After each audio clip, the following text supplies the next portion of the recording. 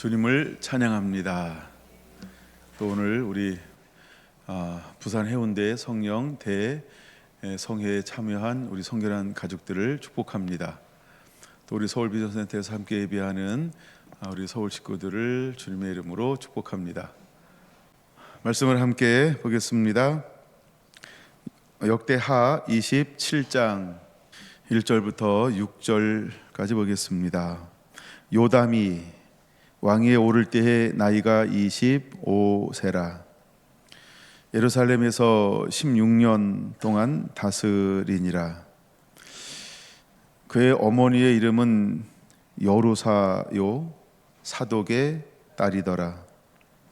요담이 그의 아버지 우시아의 모든 행위대로 여호와 보시기에 정직하게 행하였으나 여호와의 성전에는 들어가지 아니하였고 백성은 여전히 부패하였더라. 그가 여호와의 전 윗문을 건축하고 또 오벨 성문을 많이 증축하고 유다 산중의 성읍들을 건축하며 숲을 가운데 견고한 진영들과 망대를 건축하고 암몬 자손의 왕과 더불어 싸워 그들을 이겼더니 그 해에 암몬 자손이 은 100달란트와 밀 10,000고루와 보리 10,000고루를 바쳤고 제2년과 제3년에도 암몬 자손이 그와 같이 바치더라. 요담이 그의 하나님 여호와 앞에서 바른 길을 걸었으므로 점점 강하여졌더라. 아멘. 메타싱크 30번째, 다윗의 길 16번째. 오늘 오후는 요담 유다의 11번째 왕 요담을 중심으로 다루어 보겠습니다. 자, 그는 28살에 왕위에 올라갑니다. 25년 25살에 왕위에 올라갑니다. 그리고 16년을 통치합니다. 여러분, 왕위에 올라간 나이가 길어요? 통치한 기간이 길어요? 올라간 기간이 이렇게 길죠. 그럼 그때 보통 수명이 어느 정도 된다는 거예요. 왕이 스트레스 많이 받아서 조금 살았다. 그러니까 그때 수명이 연평균이 40대 중반 정도 된다는 거죠. 예.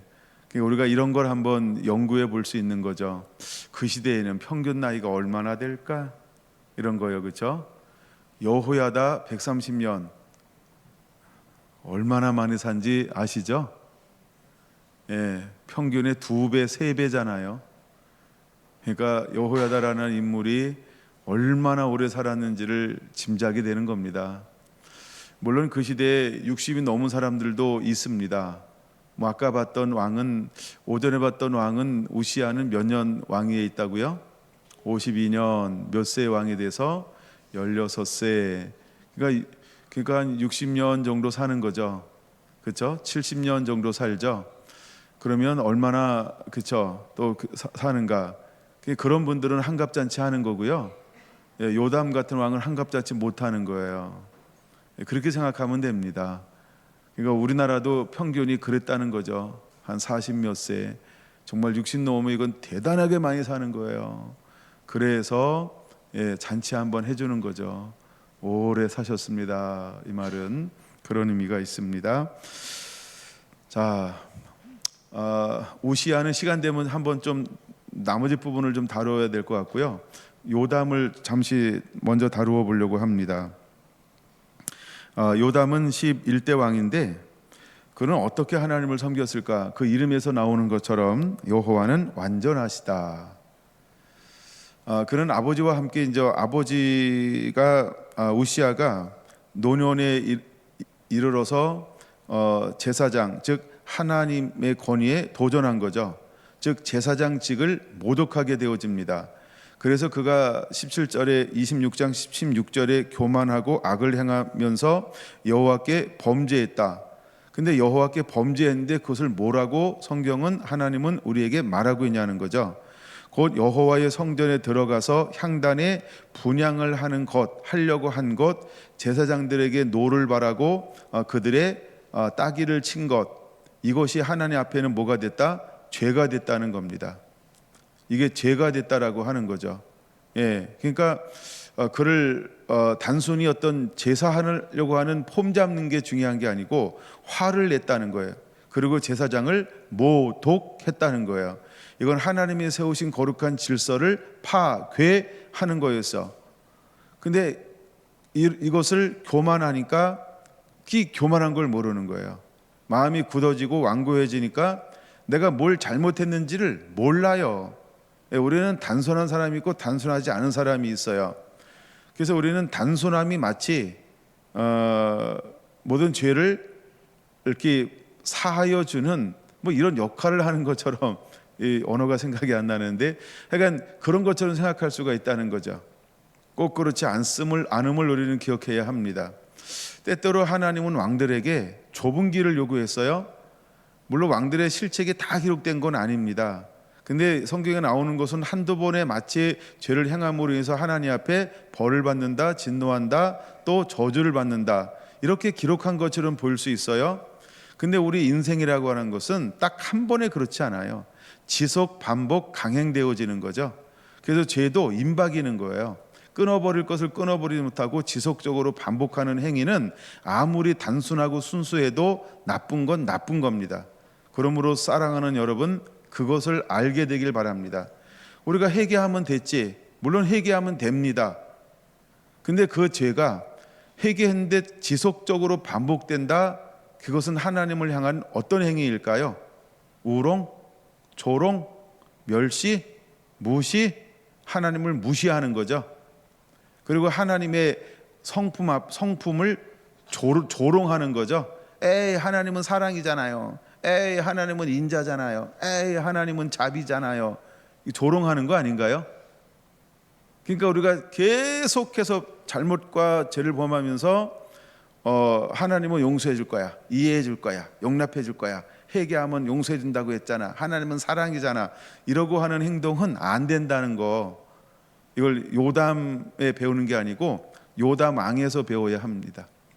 그 다음에 요담 왕이 아니라 우시야 왕에서 배워야 합니다. 우시야. 그래서 우시야가 그렇게 해서 몸에 뭐가 났어요? 피부병이 들었어요. 이걸 우리는 문둥병이라고 말합니다. 거기서 화를 냈어요. 나병이 났어요.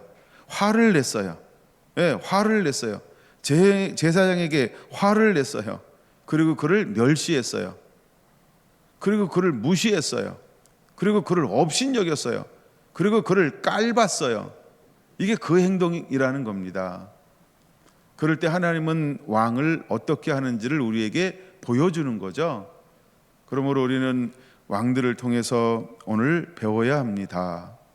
네.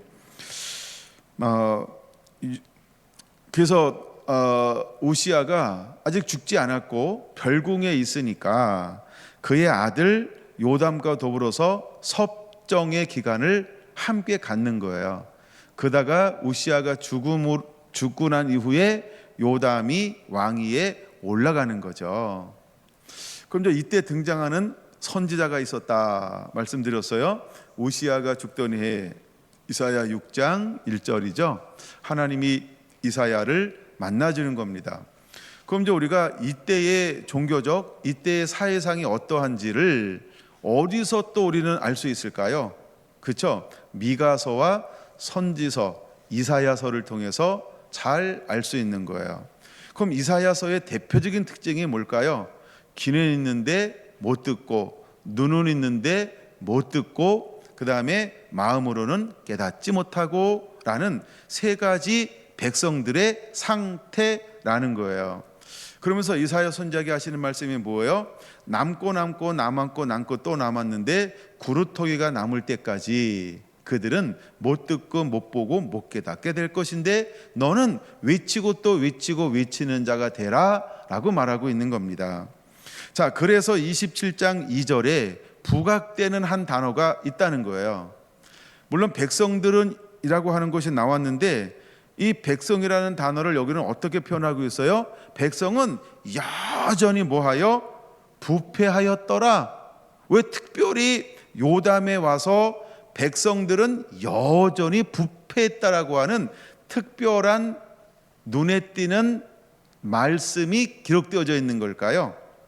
그럼 그 전에도 백성들이 부패한 거 맞죠? 근데 이것이 부각되지 않았단 말이에요. 근데 요담왕에서는 뭐가 부각돼요?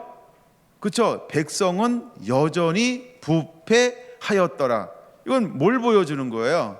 그래서 이사야 6장 9절의 말씀을 다시 인용하는 거예요. 그들은 눈이 있으나 그들은 패역했다라고 하는 거예요. 그들은 귀가 있으나 그들은 마음으로 깨닫지 못하는 상태. 그러면 이 상태가 이제 언제까지 갈까요? 지속해서 가게 될 것이다는 것을 암시하고 있는 거죠. 여러분, 우리가 마지막 때 어떤 현상이 일어나냐 하면 부패의 현상이 일어납니다. 목회자도 타락하지만 성도가 타락하고, 이걸 한마디로 말하면 교회 전체가 타락하게 될 거다, 뭐 이런 걸 보여주는 거예요. 그래서 제가 말씀을 나누면서 또 준비하면서 정말 이 말씀이 저 개인적으로 얼마나 다가오는지 몰라요. 여러분은 어떤가요? 제가 누구를 지칭해서 하는 이야기가 아니고, 이것은 시대적인 거고, 그래서 시대적인 것이기 때문에 이것은 다른 사람보다도 각각 자기 자신에게 이 말씀을 대입해 보게 되기를 원하는 간절한 마음이 있습니다. 여러분, 우리가 숨는다라고 해당되지 않을까요? 교회 안 나온다고 이것이 해당이 안 될까요? 그렇죠? 그 다음에 우리가 이 말씀을 안 듣고 다른 설교 듣는다고 이 말씀이 해당이 안 될까요? 그렇죠? 이 말씀은 피할래야 피할 수 없는 말씀이라는 거예요. 근데 난 그 말씀 안 들었으니까, 난 그 주간에 안 나왔으니까, 난 이 말씀에 해당이 안 돼. 나는 그 말씀 들었는데도 목사님 말씀이 내 귀에 안 들려서 나는 이 말씀이 내게 해당되지 않는 거야. 많은 이유와 핑계를 댈 수는 있어요. 근데 그게 사탄 앞에 통할까요? 하나님 앞에는 통할까요? 백보자 심판 앞에서는 통할까요? 여러분, 피할 수 없는 거라는 거예요. 피할 수 없다면 우리가 어떻게 해야 할까요? 지금 이 순간을 즐겨야 합니다. 그러면 이것이 내 말씀으로 들으라, 이 말인 거예요. 각각 자기 말씀으로 이 말씀이 들려와야 돼요. 뭐냐 하면 백성이 여전히 패역하여 라는 말.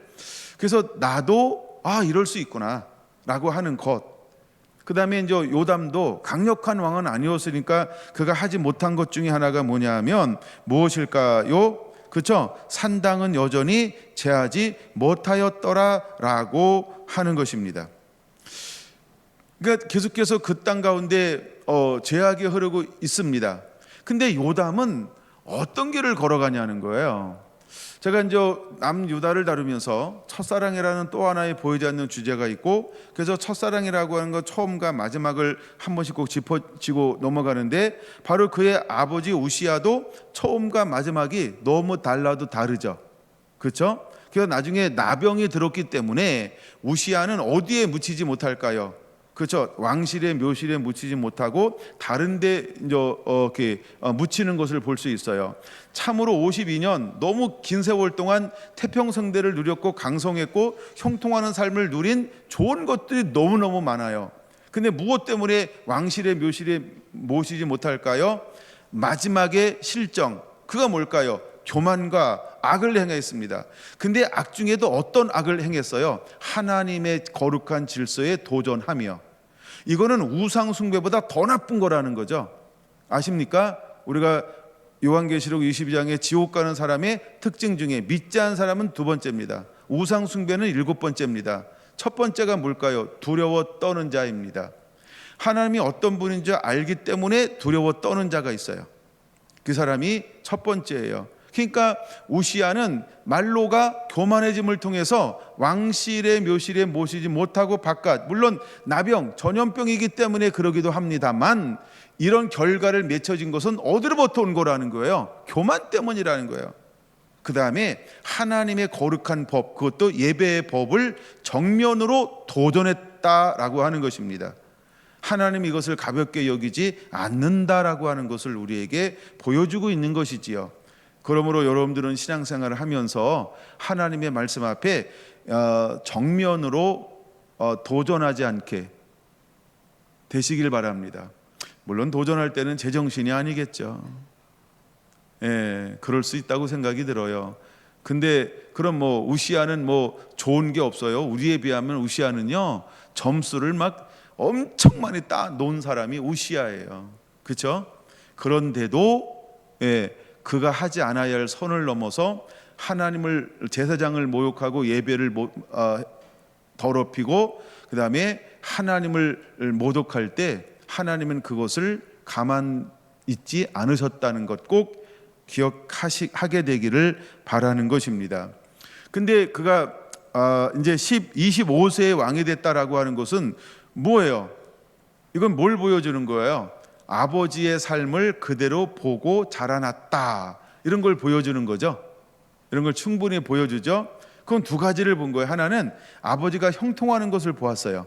그렇죠? 그 다음에 마지막 아버지의 모도 봤어요. 무너지는 것도 보았어요.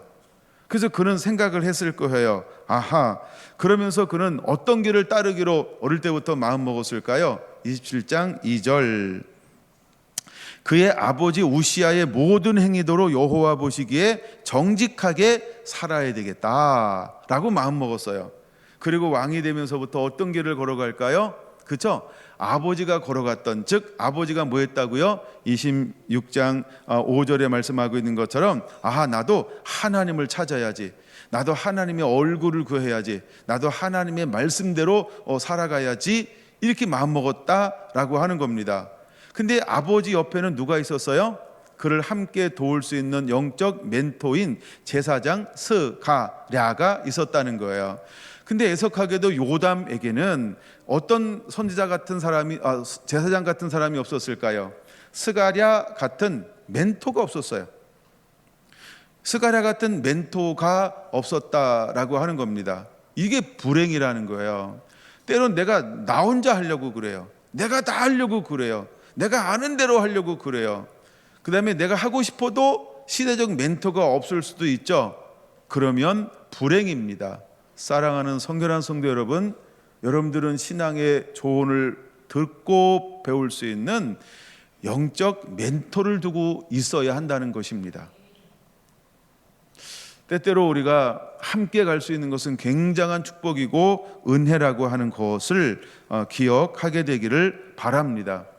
물론 요담은 6절에 보는 것처럼 그럼에도 불구하고 어떤 길을 걸어갔냐 하면, 그가 그의 하나님 여호와 앞에서 바른 길을 걸었으므로 점점 강하여졌더라라고 말하고 있습니다. 영적 멘토가 없어도 그는 아버지를 보고 배워서, 아하, 나도 아버지가 걸어간 하나님의 얼굴을 구하며 율법을 사랑하는 이 길을 걸어가야 되겠다라고 정말 유종의 미를 거둔 사람이 누구였다?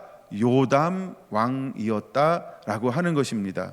여러분, 우리 안에 무엇인가를 많은 업적을 남기는 것보다 더 중요한 게 뭘까? 처음부터 끝까지 첫사랑을 가지고 걸어갈 줄 아는 삶을 살아내는 것인 것입니다. 이제 우리 교회도 점점 나이가 들어가고 있지요. 물론 새로운 세대도 일어나고 있어서 너무나 감사하고, 근데 이제 주축을 이루는 세력들은 50대, 60대가 되었어요. 70대는 소수고, 그 이제 70대, 60대, 50대가 다수다. 이 말은 무슨 말이냐 하면, 점점 우리는 유종의 미를 위해서 끝을 어떻게 아름답게 만들어 가야지를 반드시 점검해야 할 때가 되었다라고 하는 것입니다. 여러분, 꼭 함께 점검하게 되기 원합니다. 생각하고 또 생각하게 되기 바랍니다. 여러분, 내일보다 오늘이 빠른 것입니다. 내일보다 오늘이 가장 젊습니다. 가장 젊고 힘있고 기력 있을 때 여러분들이 하나님 앞에 각오하고 작정하고, 그래서 헌신해서 하나님 보시기에 아름다운 정직한 길로 인생을 마무리할 수 있도록 다시 한번 우리가 마음을 가다듬고 말씀 앞에 엎드리고 하나님의 얼굴을 구하며 순종을 기쁨으로 살아가는 것을 결단하고 매일매일 그 길을 살아내는 은혜가 있게 되기를 원합니다. 저는 말씀을 준비하다가 성경 퀴즈를 마치고 무엇을 더불어서 이 말씀을 좀 연장선상에서 같이 갔으면 좋을까를 생각하다가 제가 이제 이 책을 읽게 되었어요, 작년에. 근데 이 책으로 우리가 함께 나누면 참 좋겠다라고 하는 마음이 들었어요. 이 책을 우리가 거룩한 두려움, 즉 하나님을 경외하는 마음 훈련을 하는데 참 적절한 책이라는 마음이 들었어요. 그래서 지금 이것을 지난주부터 시작해서 11월 말까지 함께 할 것입니다. 여러분, 이것은 짧습니다. 매일매일 묵상하고 여러분 삶에 적용해서 무엇을 키워야 할까요? 여호와 경외하는 것을 키우는 그런 은혜가 있게 되기를 원합니다. 또 말할 수 있습니다만, 하나님이 이스라엘 백성들을 끄집어내 적과 꿀이는 가나안 땅으로 인도하기 전 시내산에서 하나님이 임재하셨습니다. 그리고 모세를 불렀습니다. 왜 하나님이 보여지는 임재로 그들에게 오셨을까요? 하나님은 두 가지라고 말씀하고 있습니다. 첫째, 너희로 범죄치 않게 하려 함이니라. 두 번째, 나를 경외하게 하려 함이니라 라고 말입니다. 그럼 우리가 승리하는 삶을 사는 비결이 무엇인가 하면 하나님의 말씀을 첫 자리에 놓는 것이죠. 신명기 17장, 하나님이 왕에게 뭘 요구했습니까? 왕에게 율법을 등사하여 그 말씀을 옆에 두고 날마다 묵상하는 자가 되라고 말씀하고 있습니다. 왜? 말씀만이 우리를 무엇으로 만들 수 있을까요? 겸손하게 만들 수 있기 때문인 것입니다. 여러분, 말씀을 떠나면, 우리가 율법을 떠나면 우리 안에 다가오는 것이 무엇일까? 교만이라는 것을 보여주고 있는 것입니다. 그래서 우리는 매일매일 말씀으로 묵상하는 겁니다. 그래서 이번에는 5가지 중에서 한 가지를 한번 우리가 전체 톡에 올려보자고 했습니다. 왜 그걸 할까요? 우리가 매일매일 말씀을 통해서 자기를 점검하면서 나 이렇게 될지어다 하고 선포하는 겁니다. 그리고 하나님 들으시지만 또 누구 들으라고 하는 걸까요? 사탄아, 원수야, 들으라는 것입니다. 사탄아, 나는 하나님을 경외하며 살기로 선포하노라. 그럼 내가 하나님을 경외하며 살기로 선포한다. 그러면 사탄이 어떻게 할까요? 시험하러 왔다가 어머, 경외감으로 가득 찼네, 겸손함으로 가득 찼네, 얘가 나를 공격하려고 하다가 말씀에 갑주 입은 것을 보고서 더 이상 어떻게 할 수가 없어요. 선포하라는 거예요. 선언하라는 거예요. 그러니까 선언은 선포합니다. 나 이렇게 할 겁니다, 이런 게 아니고요, 이렇게 될지어다 하노라, 이런 식으로 선언, 선포하시기 바랍니다. 믿음으로 외치시기 바랍니다. 그것을 하라는 거예요. 그리고 그것을 순간순간 내가 선포했으니까, 선포는 길 필요가 없어요. 한 문장에도 좋고, 두 문장에도 괜찮고, 세 문장에도 괜찮아요. 근데 세 문장쯤 가면 잊어버려. 한 문장으로 선포해도 훨씬 괜찮아요. 한 문장. 그러니까 다 하세요. 무조건 하세요. 무조건 하세요. 왜? 한 문장인데 그걸 힘들게 생각하면, 그쵸? 예. 한 문장, 그러니까 한 문장으로 다 선포하세요. 근데 여러분들은 한 문장이 아니고 길잖아요, 그렇죠? 근데 뭐라고 그러진 않습니다. 저보다 머리가 좋으니까 아마 그렇게 하는 것 같아요. 그러니까 한마디로 딱 하는 거예요. 예, 매일 똑같은 거 선포해도 어떻게 할 수가 없어요, 그렇죠? 아무리 읽어도 나 그것밖에 선포할 게 없다. 뭐 그렇다는데 뭐 제가 도시락 쌀 수도 없고 신방 갈 수도 없고. 그러니까 중요한 거는 매일 나는 여호와 하나님을 경외하기로 선포하노라. 뭐 이렇게 선포하는데 거기다 대고 집사님, 권사님 좀 바꿔봐, 이럴 수는 없잖아요. 그러니까 읽고 나서 선포하는 거, 그게 굉장히 중요한 거예요. 그래서 우리 안에 뭘 만들라고요? 첫째, 죄를 범치 않게 하려 함이니라. 둘째, 여호와를 경외하게 하려 함이니라 라고 하는 이 경외가 우리 마음에 충분히 훈련되고 습관화돼서 일상화되는 은혜가 있게 되기를 예수님의 이름으로 축원을 드립니다. 근데 어떤 분은 이럴 수도 있어요. 자기는 나는 안 해, 이럴 수 있어요. 큰 코 다칠지어다. 이 쉬운 걸 왜 안 해요, 그렇죠? 다 하시기 바랍니다. 그런 분은 없겠죠. 바빠서 못하는 거고, 뭐 안 하고 싶어서 하는 게, 아직 책을 못 받아서 못한 거고. 아니야, 집사님 나보고 웃는 거 보니까 책을 못 받은 것 같아서 지금 살려주려고 하는 얘기예요. 살려주려고. 살아나셔서 책 받으면은 그 기운 있을 때까지만 하시면 돼요. 읽다가 기운 빠지잖아요. 덮어. 우리 집사님은 지금 암과 이 항암제와 싸우고 있어서 얼마나 힘들까요? 제정신 아니겠죠. 머리 핑핑 돌지, 막 몸은 마음대로 안 되지. 몸이 마음대로 안 될 때 오는 게 귀차니즘, 신경질, 막 엄청난 지금 갈등을 하는데 저렇게 멀쩡하게 앉아 계신 거예요. 많이 도와주시기 바랍니다. 그러니까 분량은 짧은데 읽은 것만큼 읽고 선포하시면 돼요. 예, 그렇게 하여간 그래서 우리가 어떤 환경에 있어도 한번 그렇게 하는 거예요. 한 사람과 하지 않은 사람은 천국과 지옥이 아니고요, 지옥 문 앞일 수 있어요. 그 정도 차이 나는 거예요. 하게 되기 바랍니다. 짧은 겁니다. 우리 같이 하자고 그럴 때 하는 거지. 우리가 경건의 삶을 혼자 살면 그것도 굉장히 좋은 거죠. 그렇죠?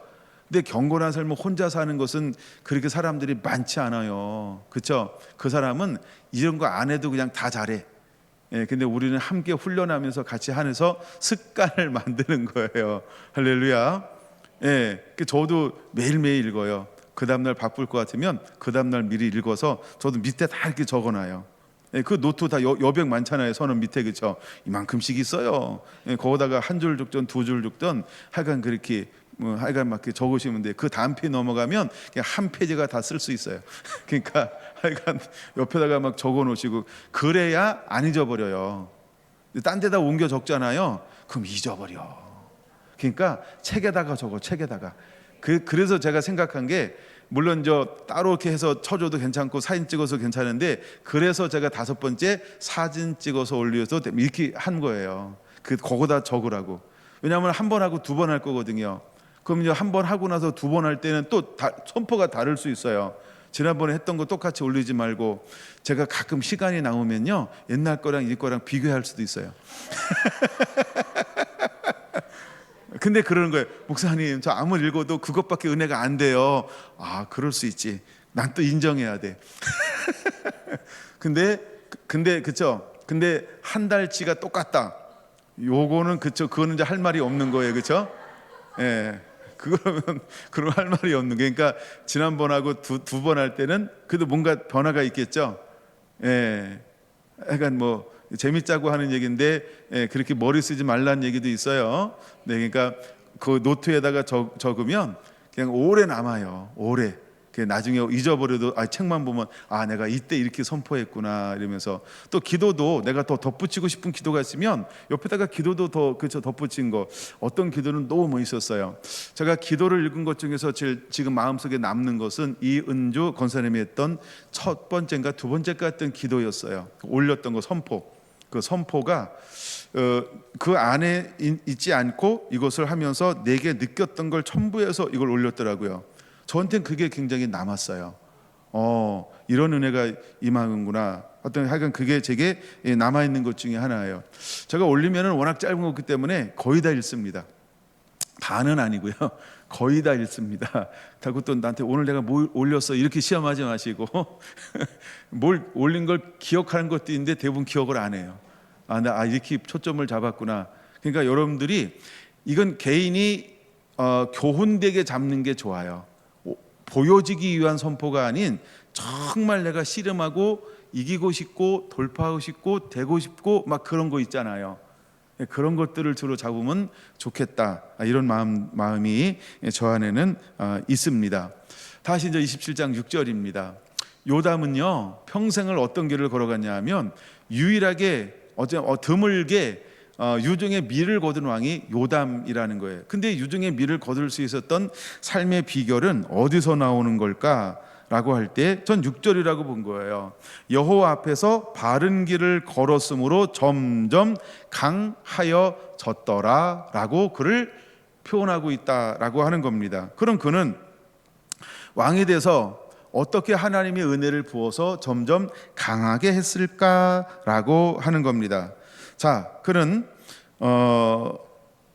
3절에 제일 먼저 하는 것이 무엇이냐면, 여호와의 전 윗문을 건축하는 일을 제일 먼저 했다라고 하는 것입니다. 여기서 말하는 윗문이라고 하는 것은 성전 앞마당 북쪽에 있는 문을 이야기하고, 이 문을 일컬어서 베냐민 문 이렇게 부르기도 합니다. 근데 이 북쪽 문에서는 무엇을 하냐 하면, 재물을 가져오면 그 북쪽 문에서 잡는 것을 하는 거죠. 그럼 북쪽 문을 보수한다라고 하는 말은 어떤 의미가 있을까요? 왕권이 너무 약해요. 2절, 왕권이 너무 약해요. 그래서 여호와의 성전에 들어가지 아니하고는 뭐예요? 이제는 제사장이 해야 할 일을 더 이상 넘보지 않았다, 이런 의미가 있는 거고요. 그 다음 절, 백성은 여전히 부패하였더라. 왜요? 그들은 여전히 뭘 섬겨요? 산당을 섬기는 거죠. 그리고 우상을 섬기는 거죠.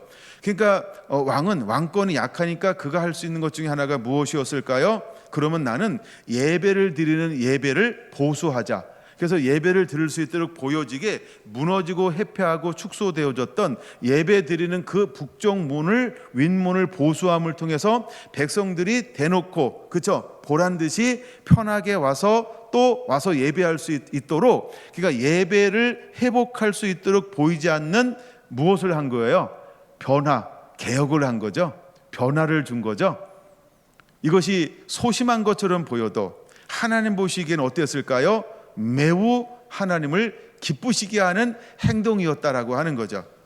그래서 그는 제일 먼저 한 것 중에 하나가 뭐냐 하면, 예배를 편하게 드릴 수 있도록 재물을 잡는 북쪽문, 윗문을 보수함을 통하여서 이제는 불편함이 없이 더 많은 사람들이 와서 하나님 한 분만을 예배할 수 있는 것을 확보해 주는 문을 열어 놓았다.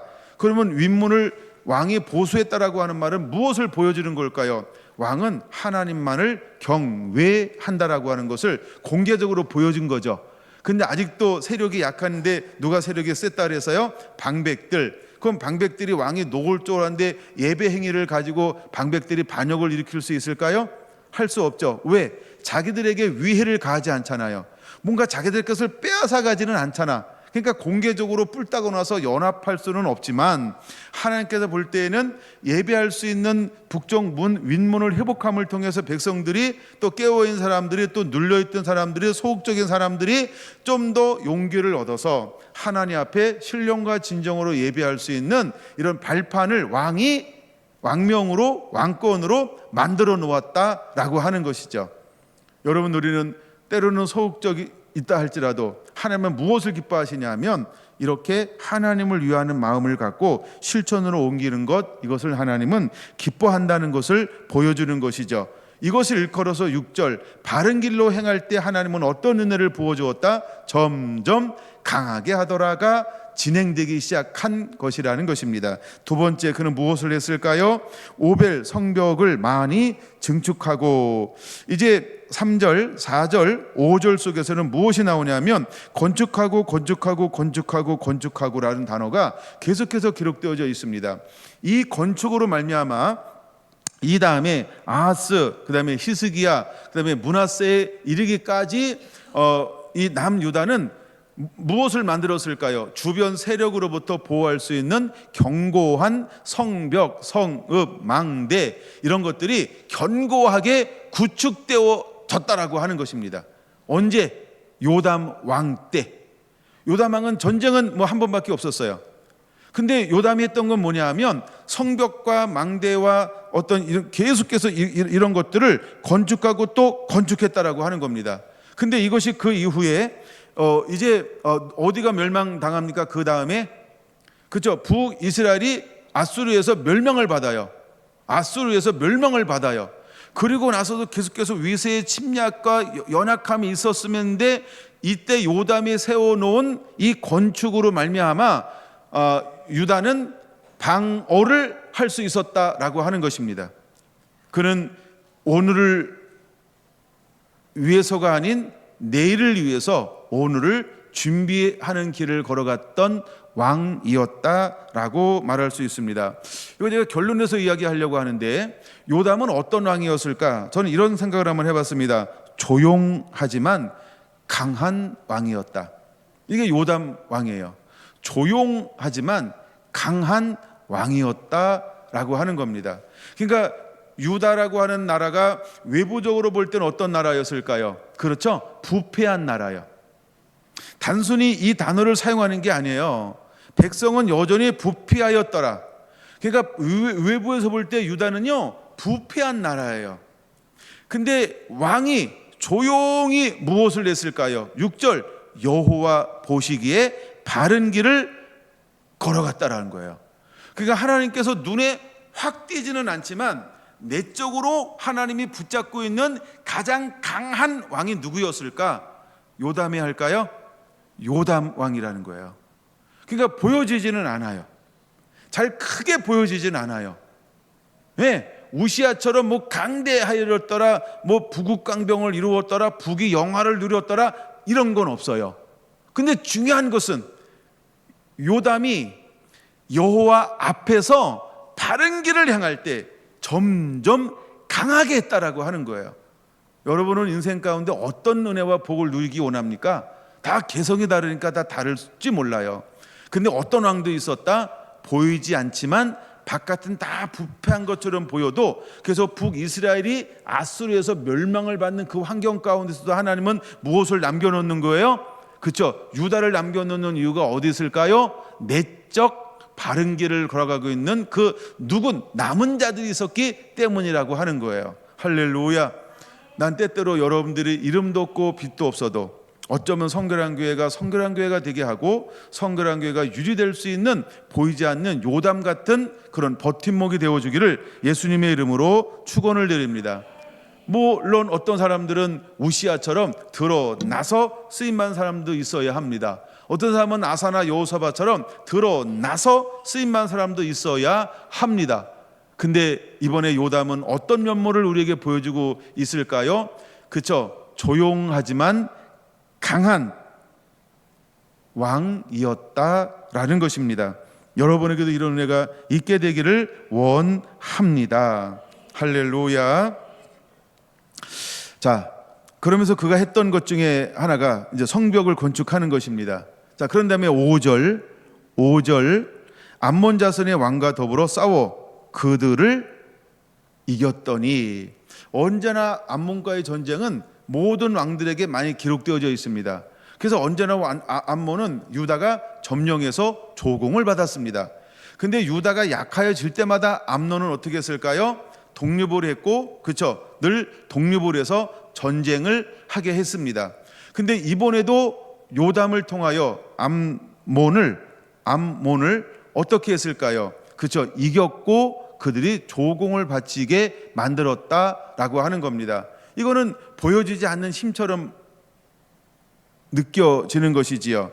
그래서 조공을 어떻게 받았는지를 구체적으로 5절은 말하고 있는 것입니다. 여러분, 우리가 보여지는 삶뿐이 아닌 보여지지 않는 것에서 믿음의 삶을 통하여 싸워 이기는 그런 하나님의 사람이 되기를 예수님의 이름으로 축원을 드립니다. 할렐루야. 자, 이제 우리 오전에 나누다가 못 나눴던 부분을 좀 더 한번 나누어 보고 오늘 말씀을 마치려고 합니다. 26장 5절과 15절을 보는 겁니다. 여호사밧이 승승장구할 수 있었던 이유, 즉 이것은 어디서 온 결과일까라고 하는 겁니다. 그는 하나님의 묵시를 밝게 하는 스가랴가 사는 날에라고 말하고 있습니다. 묵시라고 하는 것은 무엇일까? 계시를 말하는 거죠. 계시를 말하는 거죠. 하나님의 음성을 듣는 자를 말하는 거죠. 그 살아있는 하나님의 음성을 듣는 거죠. 지금 이것을 무엇이 하고 있는 거죠? 성령, 보혜사가 하는 거죠. 보혜사는 요한복음 16장 13절에 말하고 있는 것처럼 장래일을 너희에게 알게 하리라 라고 했던 것처럼, 그럼 오늘 우리는 무엇을 하는 자가 되어야 할까? 고린도전서 14장 1절처럼 우리는 사랑을 추구하며 무엇보다 특별히 예언을 하려고 하라 라고 하는 것처럼 이 시대적 계시를 가지고 있는 하나님의 사람들이 되어야 할 줄로 믿습니다.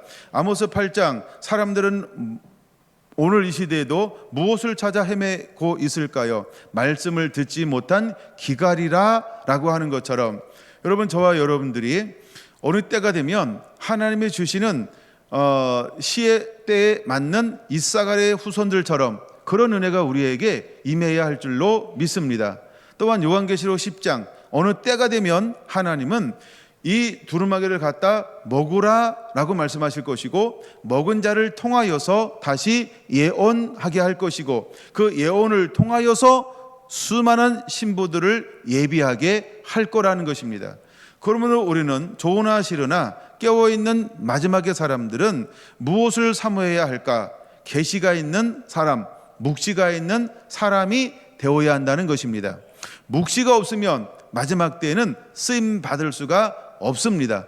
물론 그 쓰임 받지 못한다 이 말은, 쓰임 받는다 이 말은 다시 오실 주의 길을 예비하며 신부 대부분과 대치수에 쓰임 받지 못한다, 이런 의미가 있는 겁니다. 물론 일반적인 삶은 충분히 다 살아갑니다. 그리고 구원받고 칭찬받을 수도 있습니다. 근데 하나님의 사역을 동역하기에는 계시가, 묵시가 없으면 그 다음 사역을 주님이 콜링하지 못할 수 있다, 이런 의미를 말하는 겁니다. 그러면 우리는 어떤 은혜가 우리에게 임해야 할까라고 할 때 우시아처럼 스가랴라고 하는 이런 은혜가 임해야 합니다. 근데 스가랴에게 주었던 은혜를 왜 그냥 그가 여호야다가 사는 날 동안에 이렇게 말하고 있지, 여호야다가 묵시가 있었다, 계시가 있었다, 율법에 정통하다, 특별한 이런 미사오구가 없습니다. 근데 스가랴는 뭐라고 표현하고 있냐면 하나님의 묵시를 아는 자라고 표현하고 있다는 거예요. 오늘 우리가 한 번 더 사모할 때 정말 우리가 두 가지가 있어야 합니다. 내가 묵시가 있든 또한 나가 함께 동역할 사람 중에 묵시가 있든, 그러면 우리는 묵시가 있을 때 어떤 삶을 살 수 있는지를 우시아를 통하여 배워야 한다는 겁니다. 우시아를 통해서 우리에게 주고자 하는 하나님의 가장 중요한 맥은 에덴의 회복입니다. 가나안 땅의 회복입니다. 마지막 때에 계시가 있는 사람은 무엇을 회복할까요? 새하늘과 새 땅 회복할 것입니다. 하나님의 그것을 우리에게 부어주고 싶은 왕이 우시아 왕인 것입니다.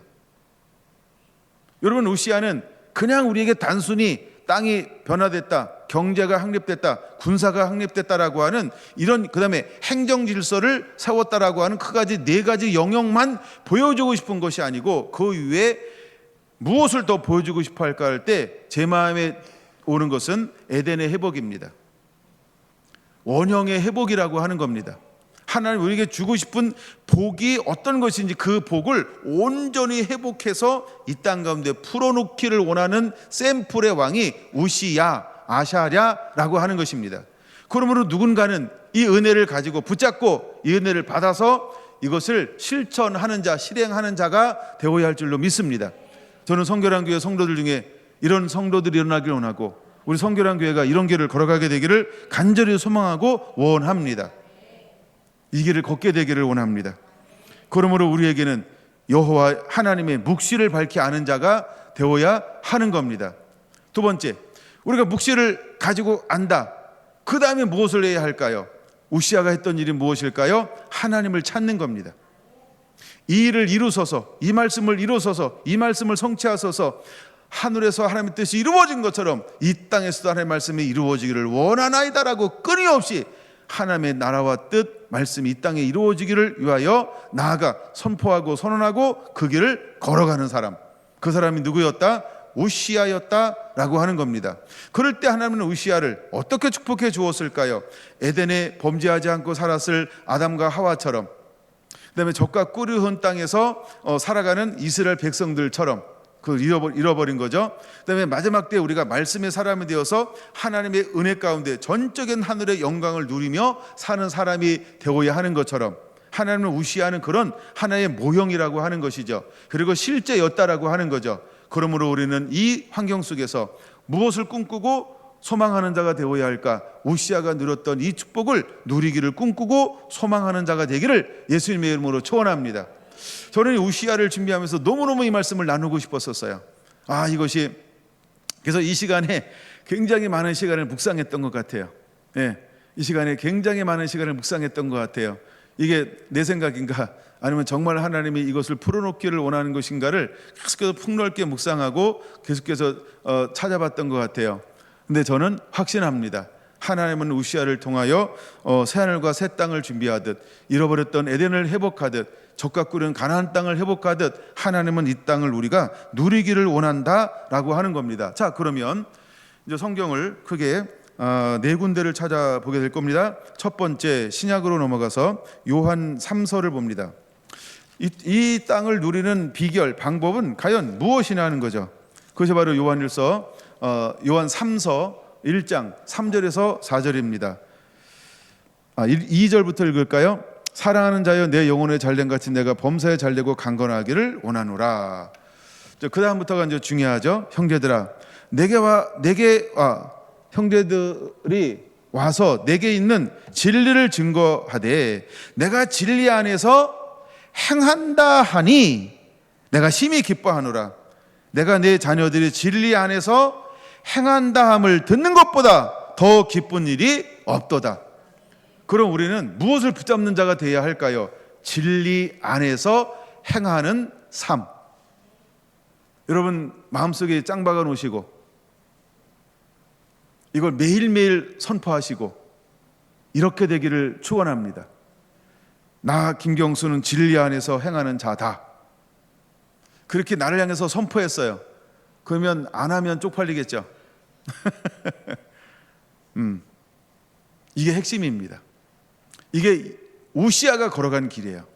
이게 에덴을 누리는 길이고 이것이 가나안을 누리는 길이고 이것이 천국을 누리는 빼도 박도 못하는 빼박이라고 그러죠. 핵심 말씀입니다. 제가 지난번 신명기를 다룰 때 신명기의 모든 말씀은 이 말씀 하나로 귀결된다 이런 표현을 여러 번 했던 것 같아요. 나중에 이제 볼 겁니다만 네 번째로 하나님이 무엇을 요구하는 걸까요? 그렇죠? 진리 안에서 행하기를 요구하는 거예요. 그럼 다윗이 걸어간 길은 어떤 길일까요? 진리 안에서 걸어간 길. 이게 다윗의 길이에요. 그러므로 우리 성결한 성도 한 분 한 분들에게 이 은혜가 그대로 임하게 되기를 원합니다. 우리는 다른 길은 없어요. 다른 길은 없어요. 이 길 위에는 없어요. 그러면 이 길을 걸어가는 은혜가 있게 되기를 원합니다. 이 말씀 꼭 붙잡게 되기를 바랍니다. 여호수아 시편을 먼저 볼까요? 역으로 가는 거니까 시편 1편입니다. 전 2절과 3절을 보고 싶습니다. 물론 1절은 이제 남유다의 왕들을 향하여 주께서 선포하고 있는 말씀이라고 몇 번 말씀드렸죠. 수많은 사람들이 이 중에 미를 거두지 못하는 이유가 어디 있느냐? 그들은 악인의 길을 따르기 때문에 그렇습니다. 죄인의 길에 서기 때문에 그렇습니다. 오만한 자의 자리에 앉기 때문에 그들은 딴 길로 걸어가는 겁니다.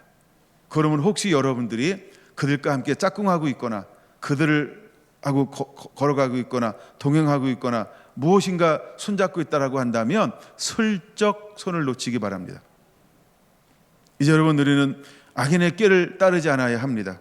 죄인의 길에 서지 않아야 합니다. 오만한 자의 자리에 앉지 않아야 합니다. 저희 교회에 왔다 간 사람 중에서 이런 분들이 있어요. 성결한 교회는 무엇 때문에 이렇게 잘 되는 거야. 이런 사람들이 있었어요. 희한하네. 네, 그런 거예요. 우리가 뭐 연합하고 뭐 우리가 여러 가지 하는데 이것이 어떤 성결한 교회가 가지고 있는 것이 아니고 누구 때문에 성결한 교회가 이런 게 있는 거야. 이렇게 하는 사람들이 있었어요. 와우. 그래서 그럴 수도 있다 생각합니다. 왜 꼭 다 저와 우리 성도들 때문이라고만 그렇게 한쪽으로만 생각하지는 않았습니다. 그래, 저분의 말이 맞을 수도 있지. 저 씨름했습니다. 주님, 저분의 말이 맞을 수 있습니다. 그러나 나도 그 길을 걷고 있다라고 하나님이 인정하시면 내게 이렇게 응답해 주세요. 얼마나 답답했으면 제가요 기도원이 됐어요. 표정을 달라고 그랬어요. 그때마다 하나님은 귀한 것을 응답해 주었습니다. 그래서 여기까지 왔습니다. 여러분 우리끼리 있을 때는 우리가 얼마나 건강한 교회인지 그래도 은혜가 있는 교회인지 모를 수 있습니다. 근데 성결한 교회는 결코 그렇게 시시하지 않습니다. 너무너무 감사합니다. 제가 위기를 만날 때마다 문제를 만날 때마다 내가 수많은 사람들이 말하는 걸 다 인정합니다. 충분히 내가 나쁜 놈이고 그럴 수 있죠. 부족하고 한없이 약하고. 근데 하나님 앞에 기도합니다. 내가 100% 부인하지는 않겠습니다. 하나님 기도 나를 통하여 하나님이 하고 싶은 것이 있습니까? 성결한 교회를 통하여 그 하나님 하고 싶은 것이 있습니까? 그럼 주님 그것 때문에 이런 은혜를 주시옵소서. 기도합니다. 놀라운 것은 수많은 위기 가운데 하나님은 매번 할 일이 있다라고 사인을 보여주었습니다. 우리 교회가 이렇잖아요. 그래도 성결한 교회는 뭐가 있는 교회라고요? 할 일이 있는 교회입니다. 하나님이 할 일이 있다라고 말씀하는 교회입니다. 그리고 하나님이 할 일이 있다라고 보증해주고 있는 교회입니다. 여러분 제가 쉽게 낭망하고 절망하지 않는 이유가 어디 있을까요? 그것 때문에 그런 거예요. 저 뭐 개인적으로 한없이 부족하죠. 근데 하나님이 하시겠다라고 하니 즉 그거 위에는 강력하게 붙잡는 게 없어요. 예, 제가 윤미자를 붙잡았다, 윤미자 권사를 붙잡았다 그러면 그쵸? 보여지는 걸 붙잡으면 맨날 내가 바라게 해야 돼요. 막 맨날 달려가야 되고. 제가 달려갑니까? 가까이 있는데 잘 못 만나요. 예. 우리가 사람을 의지하면 끝나는 거예요. 그냥 주님 의지하는 겁니다. 여러분이 위기를 만날 때마다 자기를 점검하는 것은 어쩔 수 없어요. 외부에서도 무엇인가 우리가 된다라고 생각하는 것, 그것 때문에 우리가 매일 수 있어요. 내가 제일 싫어하는 것 중에 하나가 뭔지 아세요? 매이는 거예요. 난 사람한테 매이는 걸 그렇게 좋아하진 않아요. 너무 착각하는 분들이 가끔 있어요. 그러니까 무엇 때문에 된다라고 생각하기 때문에. 네. 그리고 자기도 모르는데 자기의 성을 쌓아가고 있는 사람들이 있을 수 있어요. 그러니까 이 말씀을 보는데 그게 생각이 났어요. 자, 핵심을 다시 돌아옵니다. 그럼 2절입니다. 여러분, 오시아에게 있었던 핵심이 무엇일까? 오늘 우리가 가져야 할 핵심은 무엇일까? 27장 6절, 요담이 하나님 앞에서 바른 길을 걸어갔는데 과연 그 길은 무엇일까? 왜 하나님은 그를 작지만 조용하지만 가장 강한 왕으로 점점 강성하게 만들었을까? 전 2절이라고 보는 겁니다.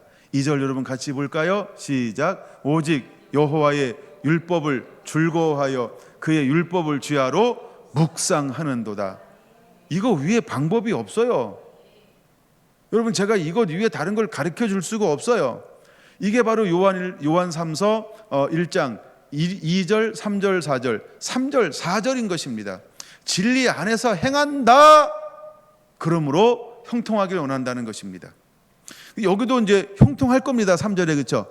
근데 형통의 원인은 형통하니까 2절을 사는 게 아니고 2절을 사니까 형통하게 하는 겁니다.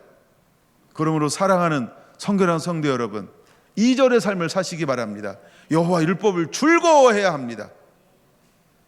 억지로 하는 게 아니고 어쩔 수 없이 하는 게 아니고 자원함으로 하는 겁니다.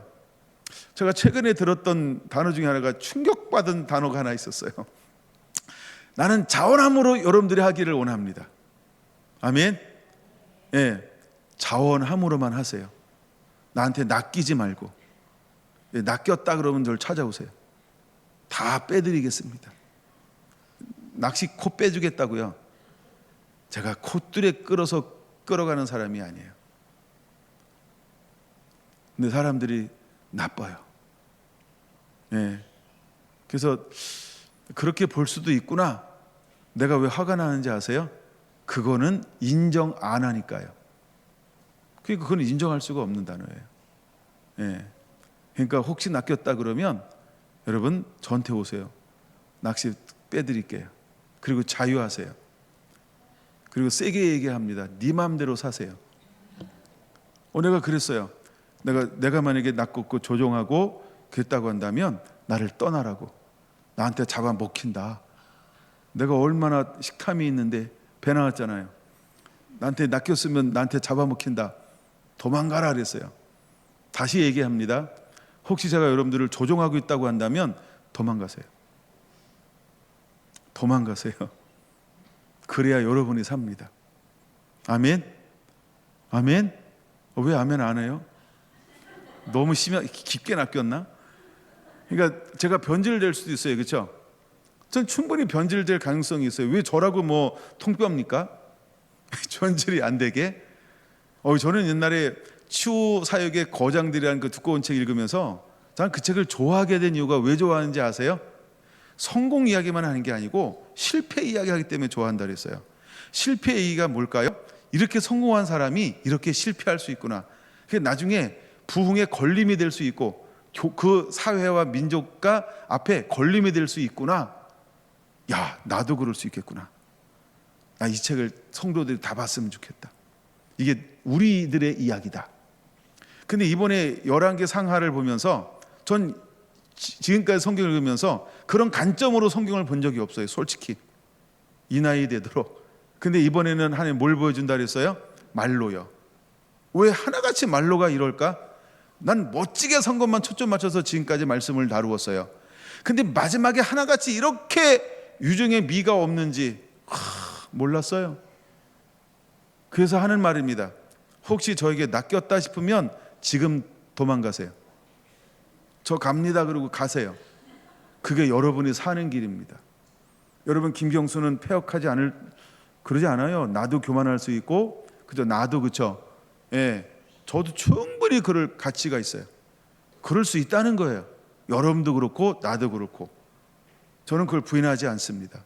근데 혹시나 여러분들이 생산하다가 아마 김경수 목사가 노망 들었네, 이제 변질 됐어, 아무리 봐도 아닌 것 같아, 그러면 떠나세요.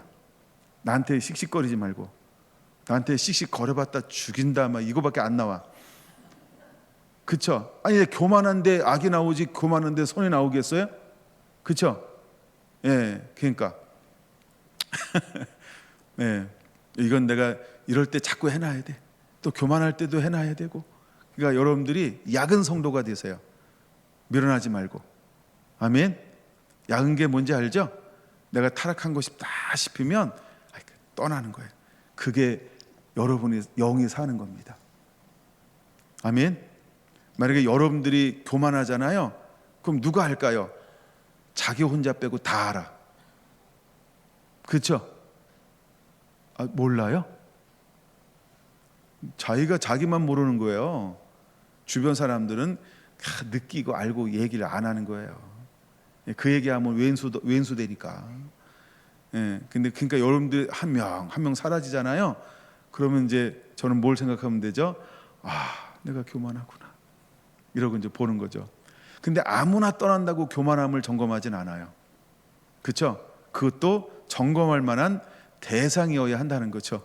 뭐 신앙생활 지 마음대로 했는데 떠났다. 그럼 지 마음대로 가는 거하고는 이건 차원이 다른 거예요. 그렇죠? 여러분, 하여간 그런 게 다 있어요. 이게 제자 훈련에서 얘기할 걸 제가 마이크 대고 지금 하고 있는 거예요. 예, 이런 용감함이 어디서 나올까? 예, 들으라고 하는 얘기예요. 그러니까 여러분들이 더 이상 뒤에서 바람 듣지도 말고 흔들리지도 말고 그렇게 하고, 그리고 진짜다 그러면 언제든지 여러분 결단하시기 바랍니다. 예, 뭐 그게 뭐 인생이고 삶인 걸 그걸 어떻게 해요, 그렇죠? 보세요, 여러분. 유다 왕들의 한 사람 한 사람은 귀중한 인생 아닌가요? 우리가 그냥 한 명씩, 한 시간에 한 명씩 보니까 또 왕진하고 또 왕도, 그래 또 왕이 또 남았네, 뭐 이렇게 해서 가볍게 여긴다 할지라도, 예를 들어 요담 한 사람 일생입니다. 우시야 일생입니다. 솔로몬도 일생이고 르호보암도 일생이고 아비야도 일생이에요. 아사도 일생이고 여호사밧도 일생이고 여호람도 일생이고요. 여호람의 아들 아하시야도 일생이고, 그쵸? 그 다음에 다른 여인 아달랴도 일생입니다. 근데 그 여인들이 전부 어떤 길을 걸어갔을까요? 그쵸? 전부 주님 앞에 서게 될 거라는 거죠. 여러분, 그런 의미에서 여러분의 삶도 여러분이 이번 말씀을 들으면서 충분히 한번 뒤돌아봤으면 좋겠다, 이런 마음을 합니다. 저도 뒤돌아봅니다. 그러므로 여러분을 예외로 여기지 않게 되기를 원합니다. 자, 우리가 여호와의 말씀을 즐거워하는 것, 그리고 주야로 묵상했습니다. 그때 오는 결과가 뭐라고요? 3절 같이 읽습니다. 그는 시냇가에 심은 나무 가 철을 따라 열매를 맺으며 그 잎사귀가 마르지 아니한 같으니 그가 하는 모든 일이 다 형통하리로다. 하나님은 저와 여러분들이 이 길을 걷게 되기를 원하는 거예요. 그냥 우리는 형통만을 원해. 무엇은 하지 않고, 이절은 하지 않고, 진리 안에서 행하는 것은 하지 않아요. 그러나 여러분, 우시아는 26장 5절의 삶을 살았어요. 하나님의 묵시를 밝게 하는 스가랴가 사는 날 동안에는 하나님을 찾았고, 하나님을 찾는 동안에 그는 형통하였더라 라고 하는 겁니다. 난 우리의 삶이 이런 삶이 되기 원합니다. 여러분 삶에 이런 길을 걸어가게 되길 원합니다. 아직 늦지 않았습니다. 강호정 집사님, 아직 늦지 않았습니다. 왜 강호정 집사님 되냐면 우리 중에 나이가 제일 많으니까. 아무리 나이가 많아도 늦지 않았다라고 하는 것을 이야기하는 겁니다. 그런 의미에서, 그렇죠, 한수 집사님? 예, 할렐루야. 그러니까 우리 아직 늦지 않았다는 거예요. 갈 수 있습니다.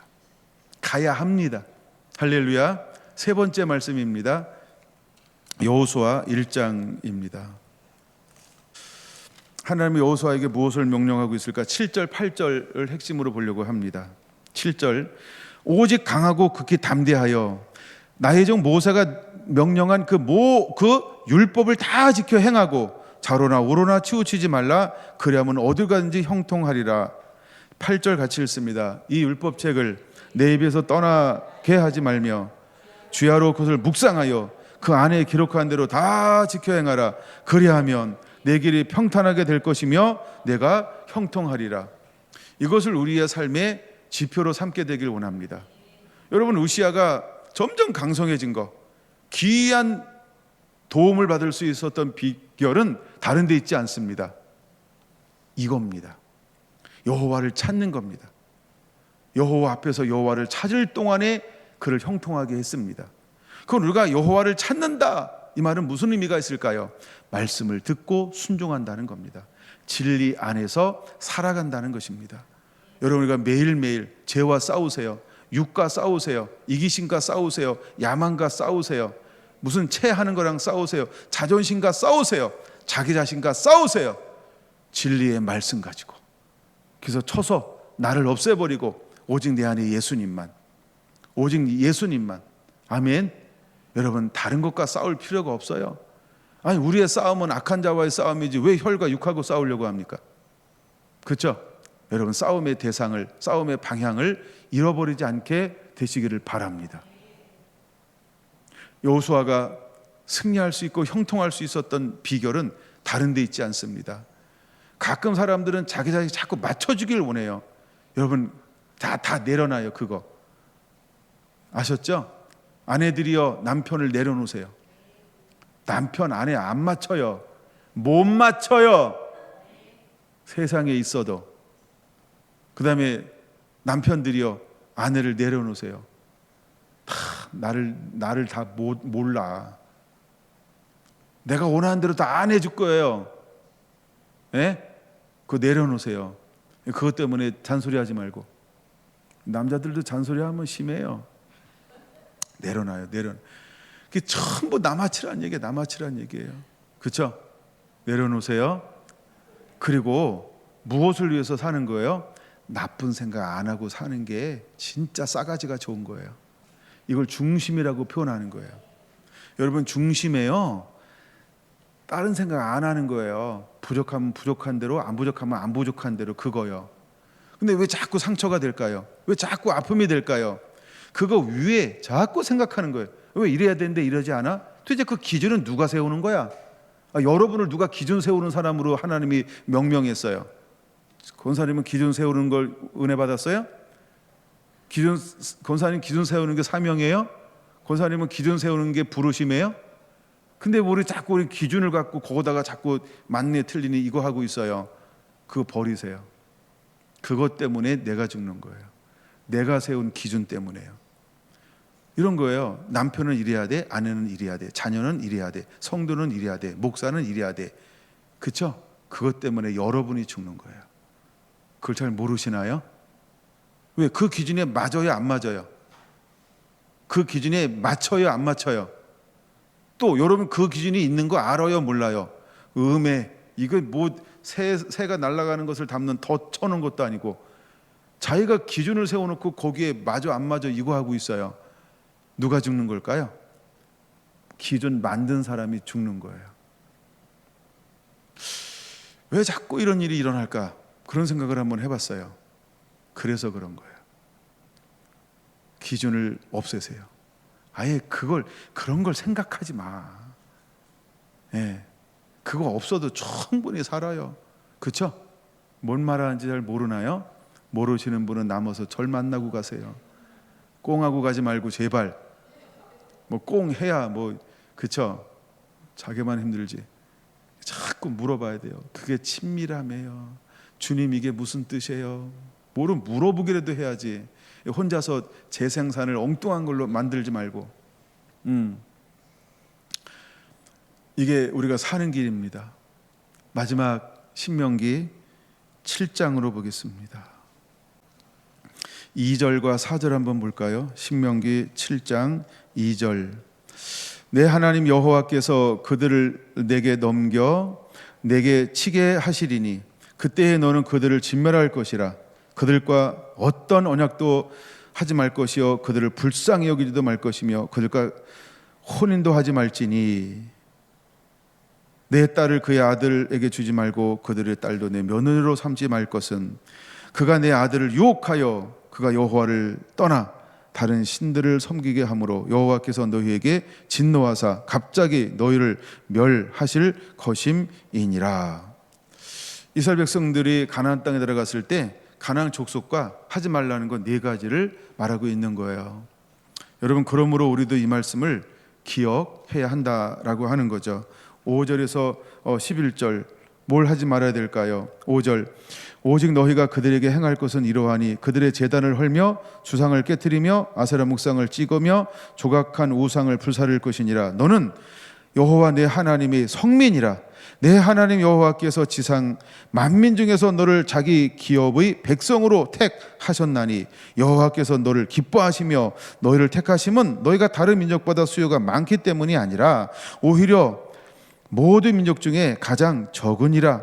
여호와께서 다만 너희를 사랑하심으로 말미암아 또는 너희의 조상들에게 하신 맹세를 지키려 하심으로 말미암아 자기의 권능의 손으로 너희를 인도하여 내시되 너희를 그 종되었던 집에서 애굽 왕 바로의 손에서 속량하셨나니. 9절같이 읽습니다. 그런즉 너희는 알라 오직 내 하나님 여호와는 하나님이시여 신실하신 하나님이시라. 그를 사랑하고 그의 계명을 지키는 자에게는 천대까지 그의 언약을 이행하시며 인애를 베푸시되. 하나님이 가지고 있는 생각과 계획은 바로 이 마음을 가지고 있다라고 하는 것입니다. 근데 우리가 하나님을 몰라요. 우리가 하나님의 생각을 다 헤아리지 않아요. 그리고 우리는 하나님 생각보다 당장 눈앞에 보이는 무엇에 우리가 묶여 있어요? 나라고 하는 나의 환경, 나의 삶, 나의 감정, 나의 어떤 나라고 하는 걸 자꾸 먼저 바라봐요. 그래서 이스라엘 백성들이 뭘 하기 시작하는 거예요? 하나님 말씀 순종하는 것보다 불순종이 훨씬 가까웠던 거예요. 그래서 요단 왕 때에 이르러서도 여전히 백성들은 무엇이 그 땅 가운데 가득 채워졌을까요? 여러분, 북이스라엘만 죄악에 간영해서 멸망받은 거 아니에요. 유다도 죄가 가득 채워져 있었어요. 근데 아직도 하나님이 그들을 뭐 하고 있는 거예요? 그렇죠? 예, 기다리고 용서해 주려고 돌이키길 기다리고 있는 거예요. 이미 북이스라엘은 멸망받았어요. 근데 남유다는 왜 백수년 동안 더 가야 할까요? 왜 요다망 때 백성들 다 패역한데 왜 그들에게 아직도 멸망하지 않고 왜 하나님이 잠잠하신 것처럼 보일까요? 기회를 주고 있다라는 거예요. 무엇하라고? 돌아오고 또 돌아오라고. 물론 그 이후에 이제 개혁의 왕들, 진짜 개혁의 왕들이 일어나요. 앞에 나오는 개혁의 어떤 왕보다 다른 길을 걸어갔던 사람 두 사람이 있습니다. 누굴까요? 히스기야와 요아스입니다. 그들은 다릅니다. 삶이 다릅니다. 개혁이 다릅니다. 아직 거기까지 안 나눴으니까 그런 하나님 우리에게 뭘 주기 원할까? 마무리합니다. 12절부터 16절 같이 읽고 마치겠습니다. 너희가 이 모든 법들을 듣고 지켜 행하면 내 하나님 여호와께서 내 조상들에게 맹세하신 언약을 지켜 내게 인애를 베푸실 것이라. 곧 너를 사랑하시고 복조사 너를 번성하게 하시되 내게 주리라고 내 조상들에게 맹세하신 땅에서 내 조상 소생에게 은혜를 베푸시며 내 토지 소산과 곡식과 포도주와 기름을 풍성하게 하시고 내 소와 양식을 번식하게 하시리니 내가 복을 받음이 만민보다 훨씬 더하여 너희 중에 남녀와 너희의 짐승의 암수에 생육하지 못함이 없을 것이며 여호와께서 또 모든 질병을 내게서 멀리하사 너희가 아는 애굽의 질병 악질에 걸리지 않게 하시고 너를 미워하는 모든 자에게 걸리게 하실 것이라. 내 하나님 여호와께서 내게 넘겨주신 모든 민족을 내 눈이 긍휼히 여기지 말고 진멸하며 그들의 신을 섬기지 말라. 그것이 내게 올무가 되리라. 여러분, 하나님은 어떤 마음을 가지고 있다고요? 풍성한 계획이요. 13절 14절 보세요. 풍성한 계획을 가지고 계신 거예요. 이것이 우리를 향한 아버지 마음이에요. 이것이 부모 마음인 거예요. 여러분, 그러므로 우리는 하나님을 찾고 하나님을 구하는 자가 되기를 예수님의 이름으로 축원합니다. 기도합니다.